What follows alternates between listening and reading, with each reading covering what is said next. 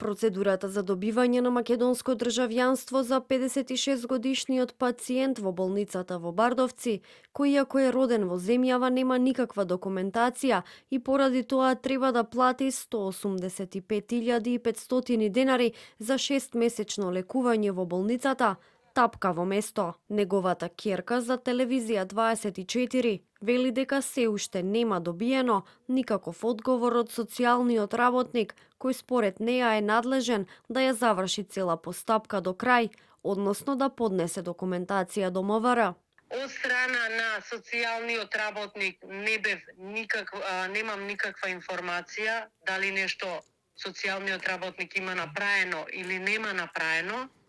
Што и како не знам, никој ништо не ми се јавил и не ме известил од ниедна страна. Ситуацијата е се уште во иста положба, нема никаква разлика. Државјанството е најголем проблем, што зошто не му го доделуваат, пошто он имал за странец уште пред многу години, мислам дека треба тоа веќе да му се додели државјанство.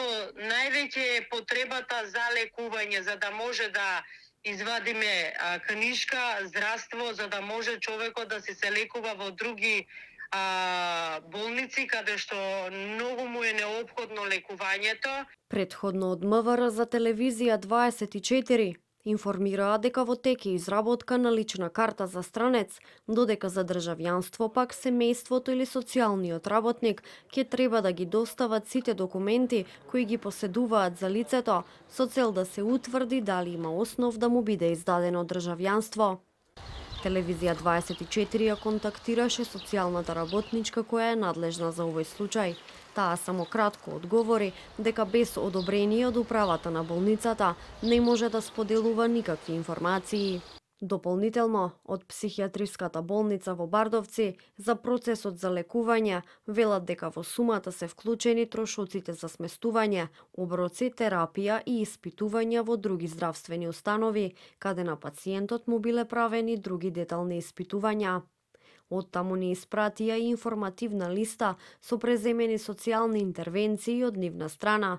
Во листата детално е објаснет секој чекор кој го направиле и во однос на комуникација со неговото семејство, но и со надлежните институции.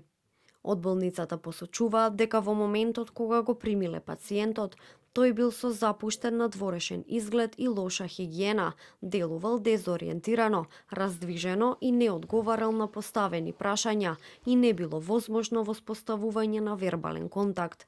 Велат дека иако индикациите за психијатриско лекување престанале, сепак пациентот бил задржан во болницата исклучително поради социјални причини. Неговата ќерка пак, која е самохран родител, покрај тоа што ја раскажа борбата на нејзиниот татко со институциите, сподели и дека води битка за социјален стан.